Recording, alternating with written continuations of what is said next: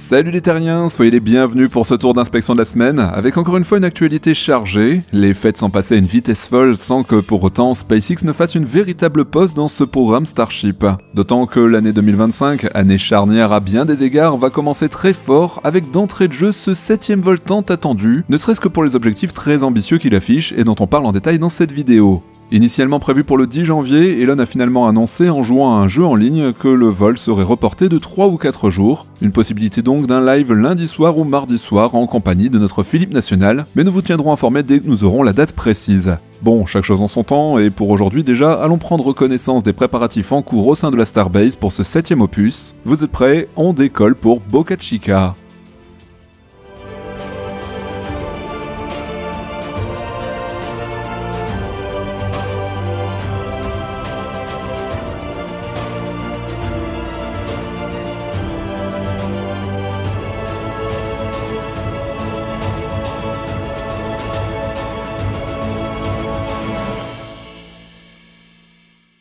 L'année commence déjà très fort avec beaucoup de chantiers à visiter pour faire le point des avancées sur le programme Starship, et pour cela prenons d'abord les airs avec Jeffrey qui fait partie de l'équipe de Mauricio que je ne vous présente plus maintenant. En effet, la chaîne RGV Aerial Photography ne lésine pas sur les moyens pour nous tenir informés des développements en cours sur les différents sites de Boca Chica, avec notamment cette location de ce petit avion privé qui permet de couvrir une zone assez large en permettant de prendre des clichés très précis de chaque chantier sur lesquels les équipes de SpaceX travaillent actuellement. En prenant les airs, on s'aperçoit tout de suite des différents changements en cours sur le site de lancement sur les 15 derniers jours. Notez que le temps n'a pas été super clément, mais malgré tout, les infrastructures ont suivi leur mue, avec désormais l'apparition d'une délimitation très claire du site par une enceinte érigée rapidement. Commençons donc, une fois n'est pas coutume, par ce second pas de tir, dont le chantier, au moins aussi complexe que pour le Stage 0 actuel, semblait traîner un peu la patte. Force est de constater qu'en ce début d'année, les travaux d'excavation, de viabilisation des sols sont toujours en cours. La météo n'est bien sûr pas la seule incriminée, et je rappelle que la Starbase est tout simplement construite sur une lagune. Entreposé un peu plus loin, on a tout le matériel lié à l'installation des chopsticks qui a été mis à disposition des équipes. On ne devrait plus trop tarder à assister à cette phase très importante qui permettra à la seconde tour orbitale d'être elle aussi pourvue de bras. Dans cette optique, sur le module 7 de ce second Mechazilla, on aperçoit les échafaudages qui avaient été posés avant les fêtes afin d'installer des plaques de renforcement au niveau des croisillons afin de renforcer l'intégralité de la structure. Alors même si on ne sait pas encore exactement quelles sont les améliorations à venir concernant la construction des tours orbitales futures, on se doute que les premières leçons ont été tirées suite au rattrapage du B-12 lors du 5ème vol par les bras de la première tour. Ce second édifice devrait donc bénéficier en principe d'avancées significatives en termes d'ingénierie. En parallèle de ces différents chantiers liés au second pas de tir, nous avons également tout un travail de raccordement dont on a déjà parlé ici, mais qui, contrairement aux autres travaux en cours, avance très rapidement, avec les tranchées dédiées aux conduits cryogéniques et aux premiers tuyaux qui ont été installés et connectés. Non loin de ce chantier, on voit 2 réservoirs verticaux, apparemment destinés à stocker de l'azote liquide, qui semblent appartenir au nouveau déluge en cours d'assemblage, sur lequel on revient dans quelques instants.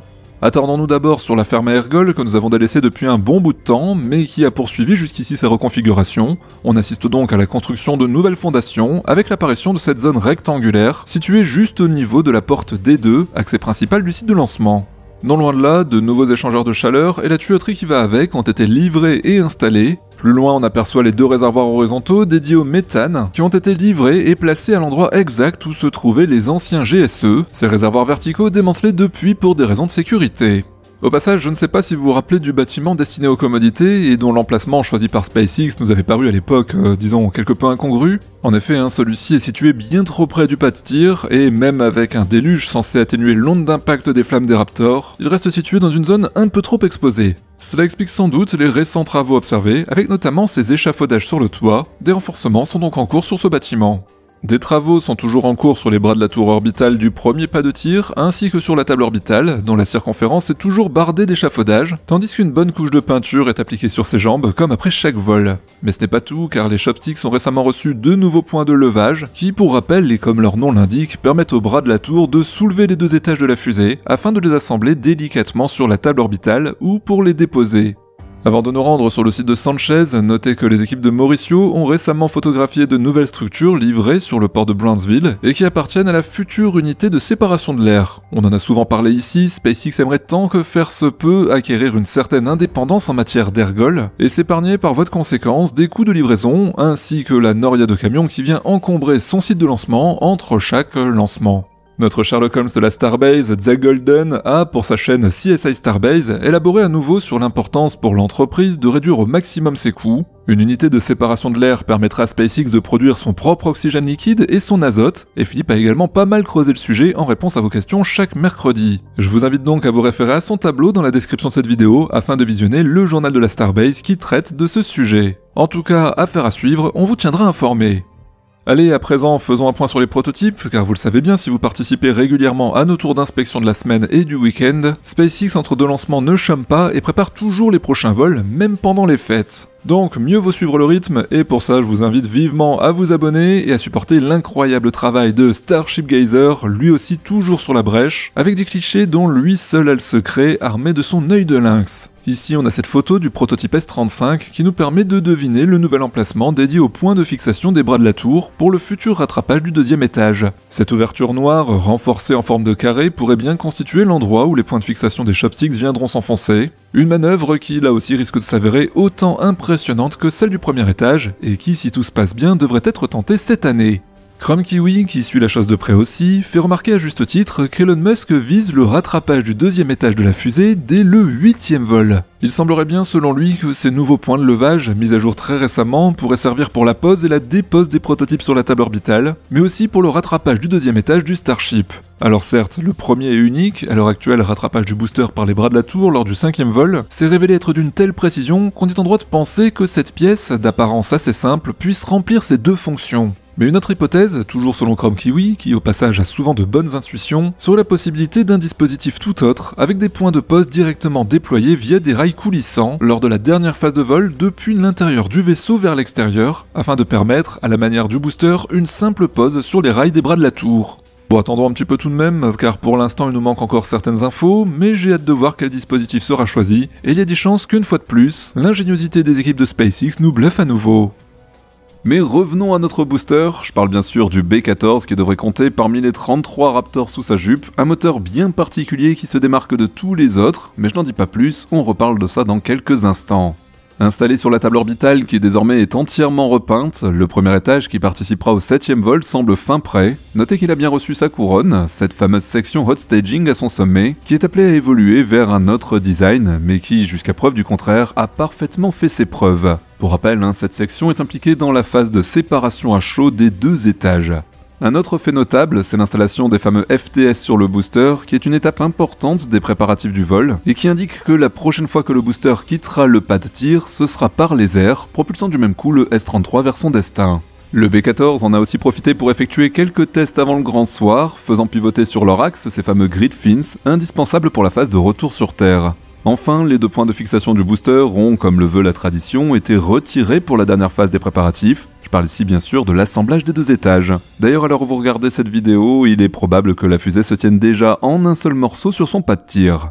C'est devenu une sorte de rituel de SpaceX qui consiste, quelques jours seulement avant le lancement de Starship, à détailler le plan de la future tentative sur son site, tout en postant en parallèle sur X de superbes images inédites du précédent vol qui se conclut généralement par la présentation du suivant. Autant vous dire que l'entreprise commence l'année sur les chapeaux de roue, mais on n'en attendait pas moins de SpaceX qui met la barre très haute, et on comprend bien pourquoi. En effet, en ligne de mire, il y a la colonisation de Mars, éternelle obsession de son PDG, certes, mais aussi et surtout le programme Artemis, déjà plus proche dans le calendrier, qui permettra le retour des Américains sur la Lune, mais pas que. En bref, autant d'occasions de faire parler la créativité des ingénieurs de Boca Chica, embarqués dans cette folle aventure. Alors, rendons-nous ensemble sur le site de SpaceX et penchons-nous un peu plus en détail sur cette présentation du 7e opus du Starship qui nous promet un vol exceptionnel à bien des égards. Tout d'abord parce que le deuxième étage va devoir ouvrir la voie à une seconde génération d'engins. En effet, les prototypes appartenant à la V2 du vaisseau comportent selon SpaceX des améliorations significatives qui vont donc être testées à volonté. L'entreprise en profite donc pour rappeler ses principales modifications, avec notamment les ailerons avant du vaisseau qui ont été réduits en taille et déplacés en direction du nez du véhicule, éloignés du bouclier thermique, réduisant ainsi considérablement leur exposition aux températures extrêmes de la rentrée, tout en simplifiant les mécanismes associés et le maillage des tuiles.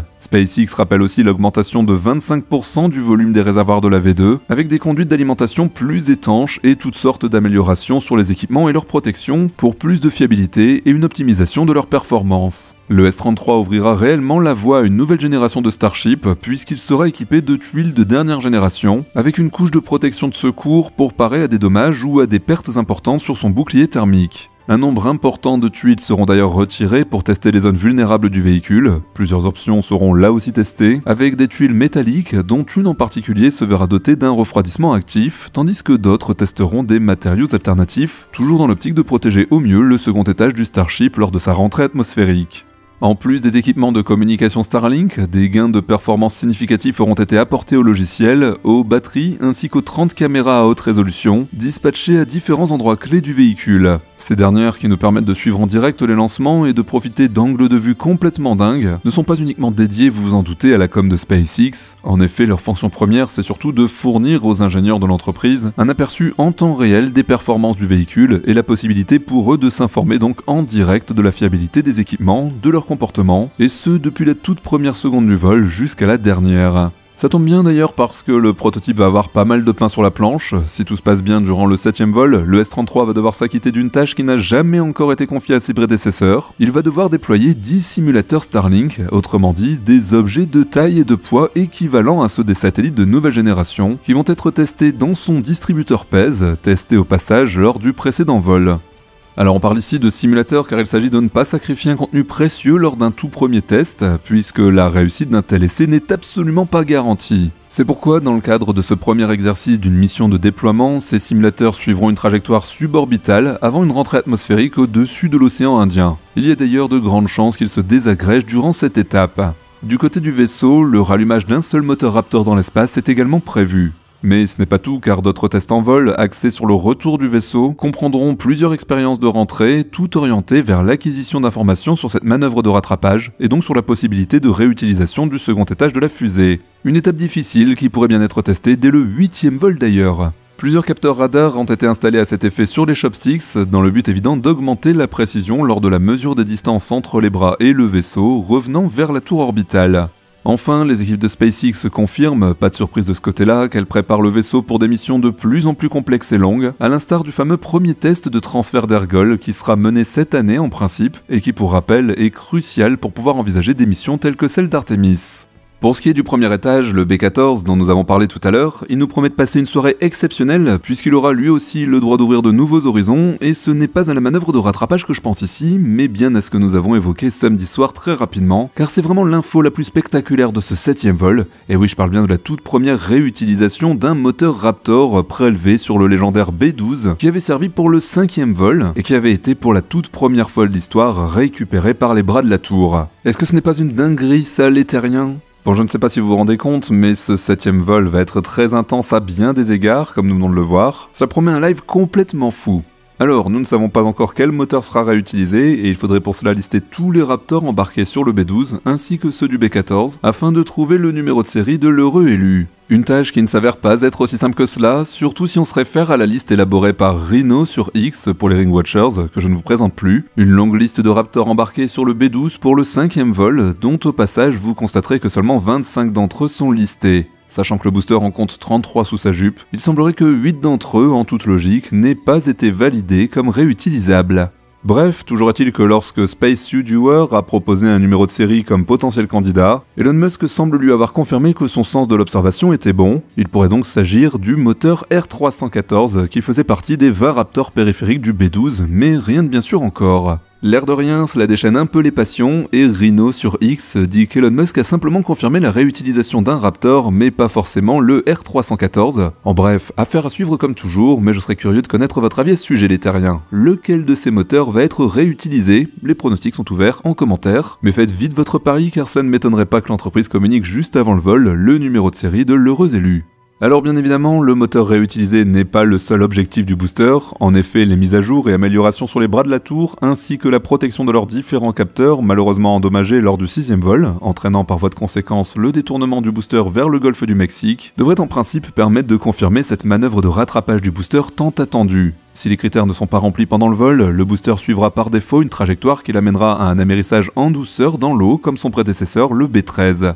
SpaceX en profite pour jouer à nouveau les bons élèves et certifier qu'elle ne fera jamais aucun compromis dès qu'il s'agit d'assurer la sécurité du public et de leurs équipes. Donc, pas de retour vers le site de lancement, sauf si toutes les conditions sont réunies. L'entreprise conclut cette annonce en souhaitant que cette nouvelle année soit une véritable pierre de touche du programme Starship. En effet, les vols à venir vont permettre de déterminer si la réutilisation de l'ensemble de la fusée, ainsi que sa capacité à mener des missions de plus en plus ambitieuses, est un objectif atteignable ou pas. Bon, rendons-nous pour finir au KSC en Floride, où un événement en apparence anodin s'est produit, et pourtant il est d'une importance capitale, puisque figurez-vous que les chopsticks de la tour orbitale du pas de tir 39A ont bougé. Et oui, la tour orbitale de Floride a eu le droit de s'étirer, de sortir enfin de cette longue hibernation, en remuant ses bras après 2 longues années d'inactivité. Bon, vous en doutez, cette reprise d'activité, ou si vous le préférez, cette reconduction des travaux en Floride, confirme tout de même, si vous en doutiez, que SpaceX compte bien optimiser le moindre espace dont il dispose pour lancer son Starship. Bref, autant vous dire que cette année 2025 promet d'être très chargée les terriens, de quoi satisfaire votre curiosité et votre soif insatiable de nouvelles technologies. Alors encore une fois, merci d'avoir participé à ce dernier récapitulatif d'avant-vol. Ne ratez donc pas le résumé dès samedi soir prochain avec Mathias. Et avant de quitter cette vidéo, merci de vous abonner, d'activer la cloche de notification et surtout de ne pas oublier ce fameux pouce en l'air de YouTube. Quant à moi, je vous souhaite une très bonne fin de semaine. Allez, à très bientôt les terriens.